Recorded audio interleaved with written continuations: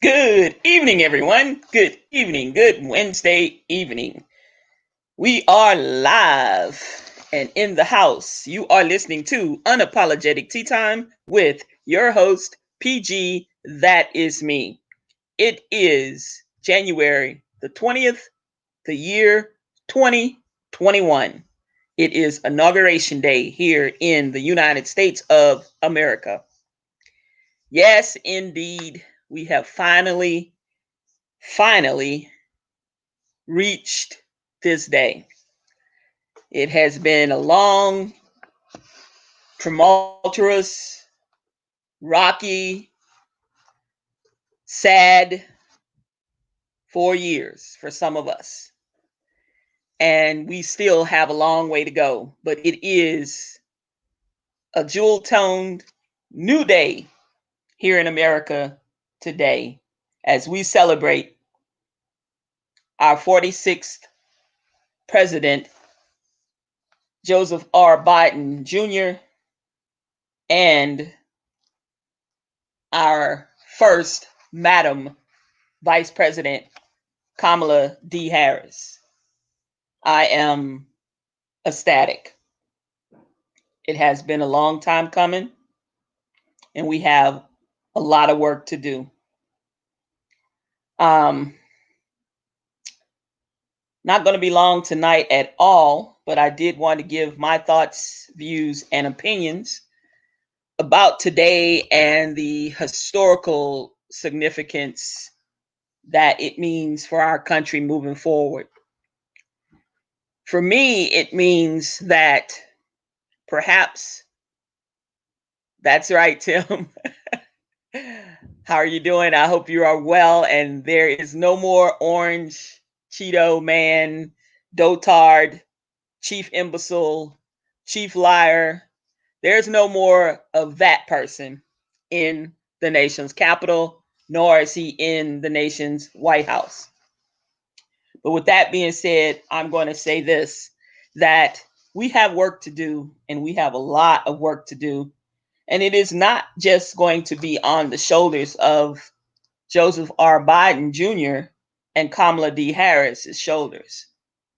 It is going to be up to us, the American people, to find some kind of commonality and some kind of common ground that we can all work together to end racism here in America. Somehow, more than likely, I won't be one of those surviving because we got such a long road ahead of us to try to end racism, but it's up to us to do it as a people and as a nation coming together.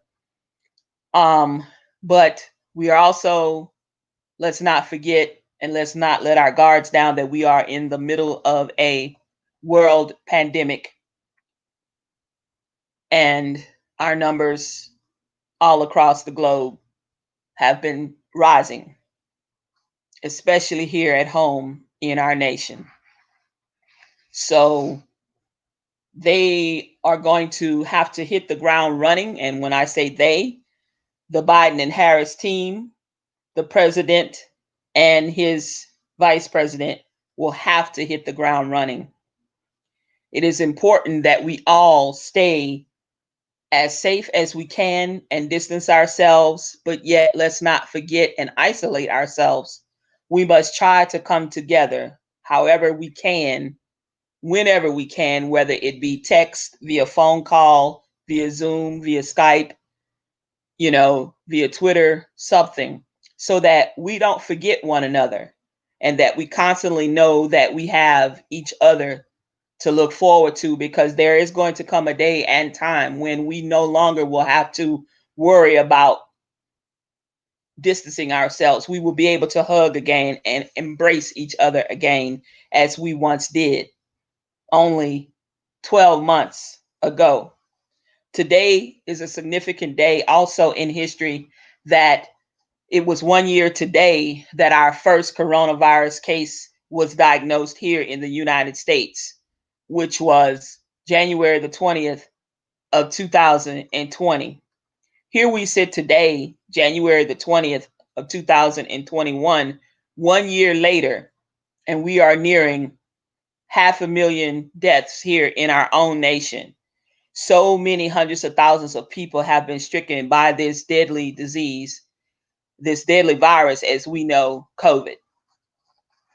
But y'all, there is light at the end of a tunnel. This time last year, it was foreign to us on what this was. It was unbeknownst to us what devastation and toll that it would take on our nation. However, the administration that was previously in the White House basically did nothing until it was too little too late to move on this pandemic.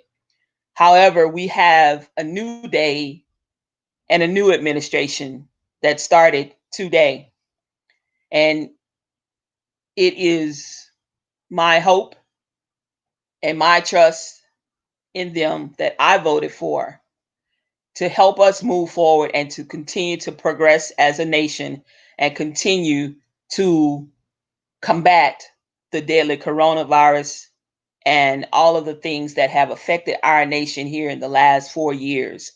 And also moving forward into the things that we need to address here and now that will keep us going as a nation in the years to come, long after they are no longer in office. Yes, again, folks, we have work to do.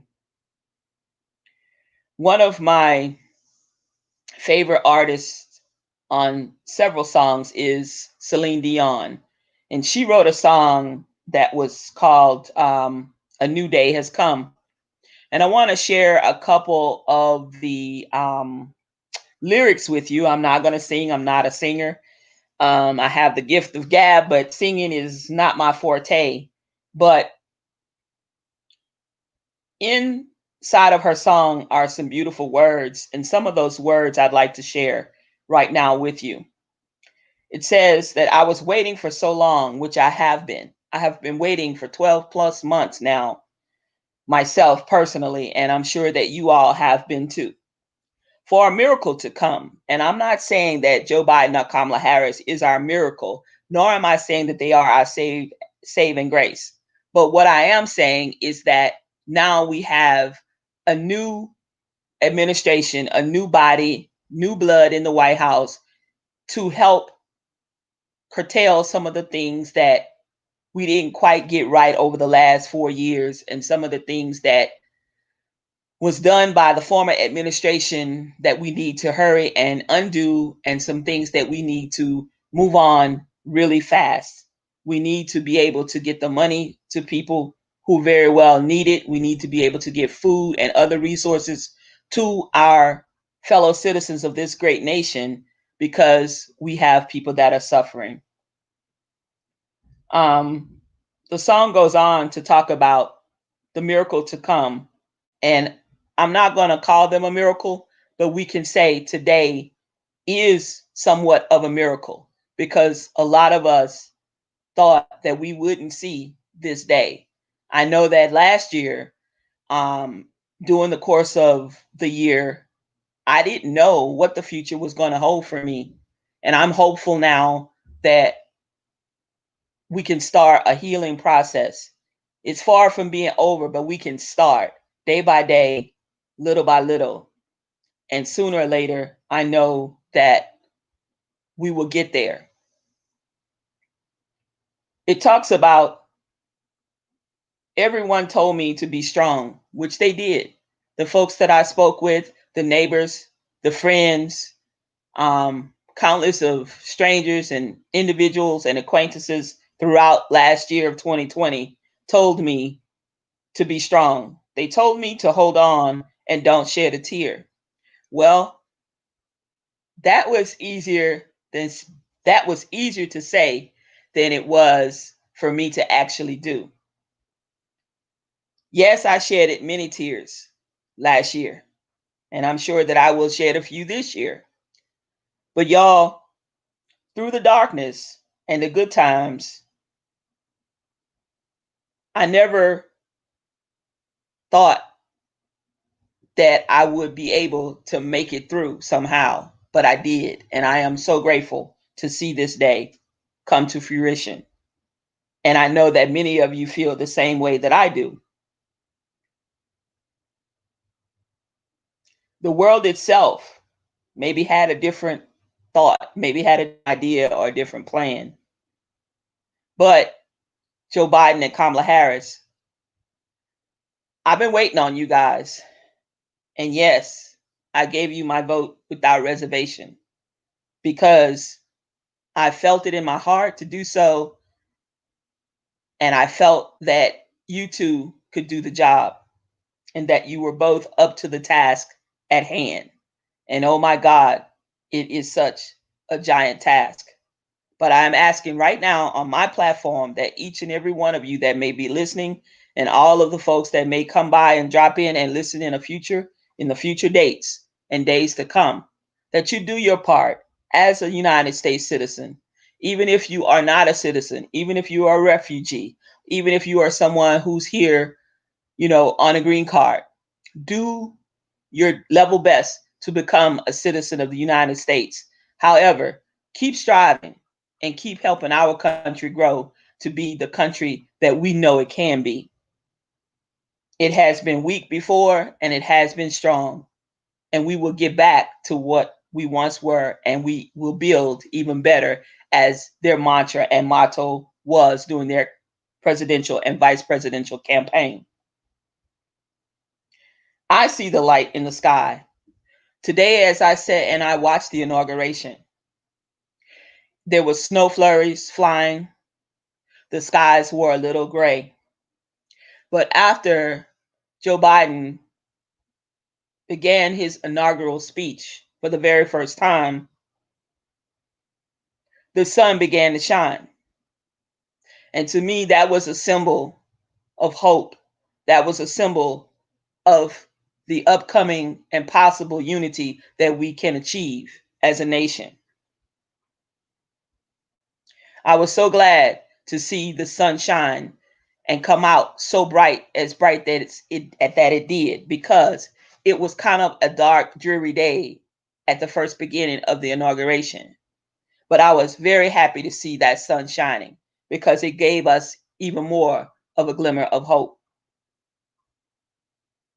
Hope is one thing and faith is different.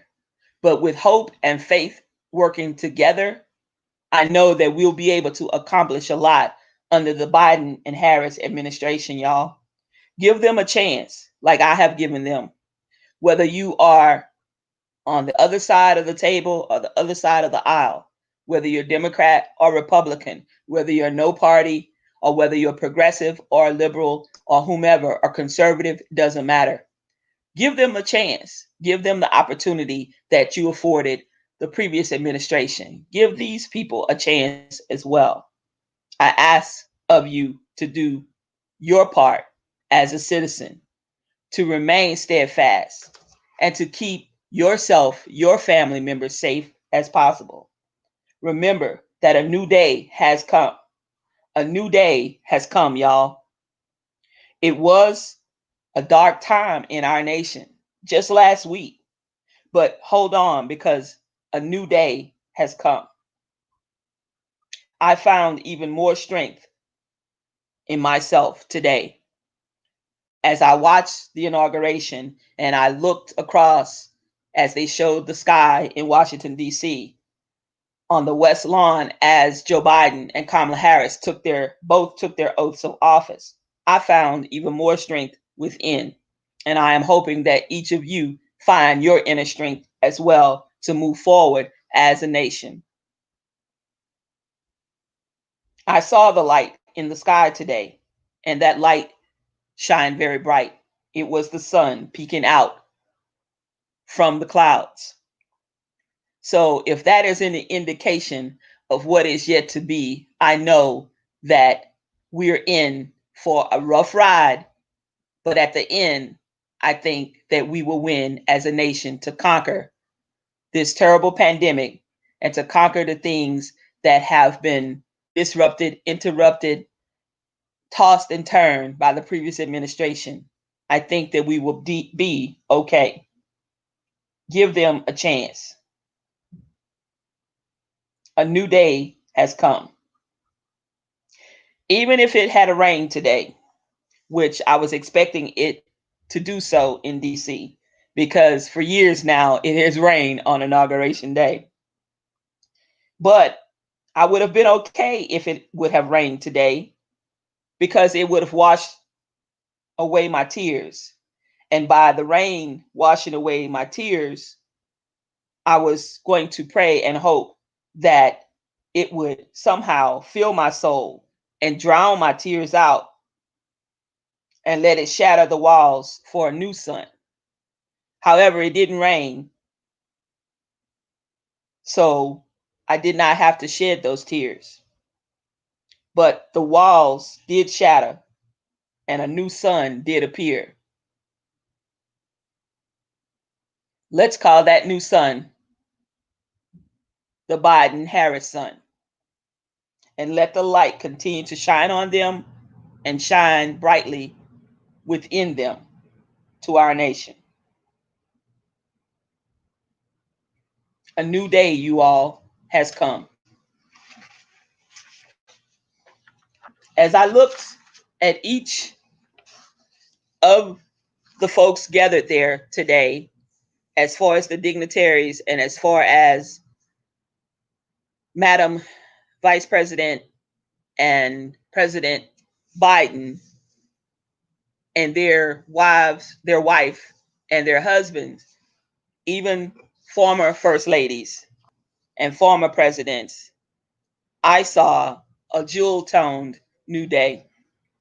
What I mean by seeing the jewel-toned new day was I saw tones of jewels, amethyst, rubies, sapphires, and the like. It was definitely a jewel-toned new day.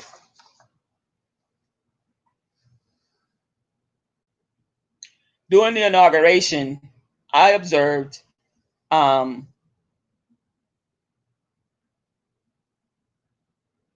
several things. And what I want to bring forward is there was a stunning, stunning array of winter coats. And they reminded me of jewels. Historically, the color purple itself, like Kamala Harris herself wore, has been associated with nobility. It is also the original color that was favored by the suffragettes before they were associated with white or wearing white. Purple is also the color of loyalty, consistency to purpose, unswerving, steadfast to a cause. And of course, we all know that white is the emblem of purity. It symbolizes the quality of our purpose, and gold, the color of light and life, is as the torch that guides our purpose, pure and unswerving. That was one of the letters that was left for the National Woman's Party in 1913. That was part of one of the letters. One of the historians, Marie Claire, actually brought that into focus.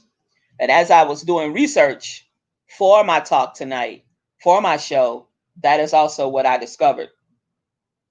Here recently, purple has become a metaphor for bipartisanship because, as we all know, and we learned in school, that literally red and blue together forms the color purple.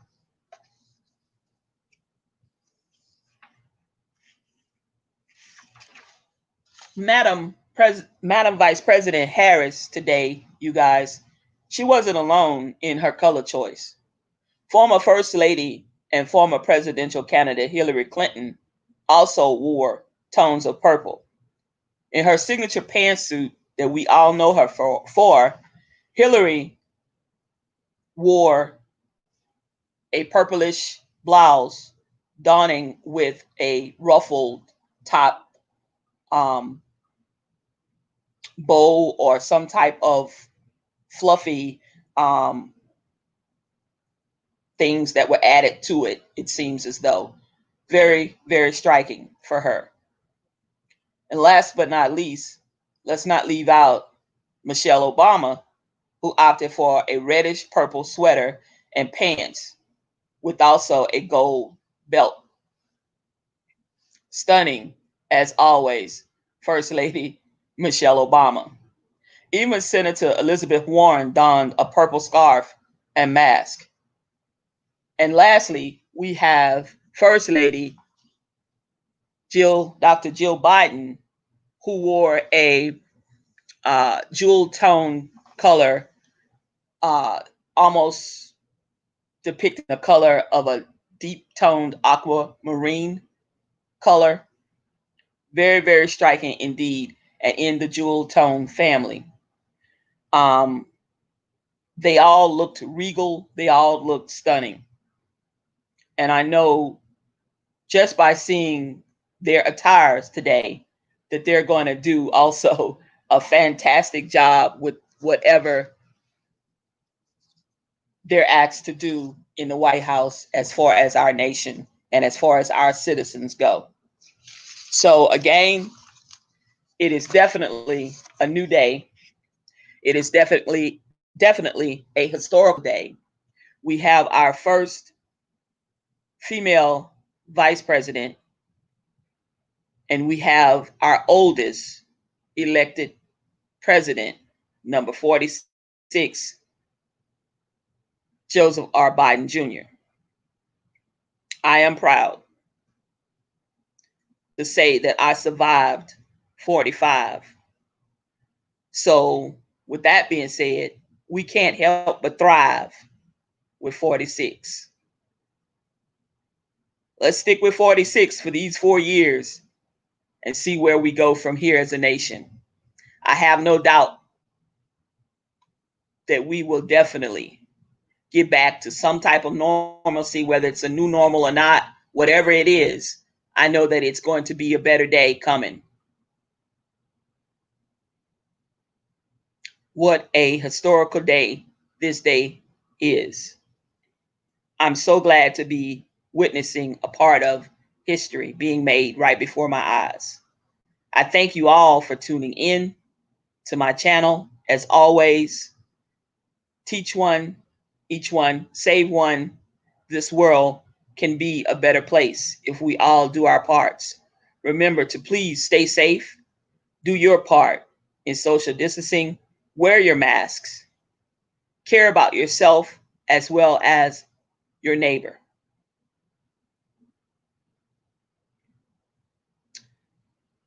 I love you too, Tim. I love each and every one of you. Take care of yourselves. And remember, it's a new day. God bless America. Bye now.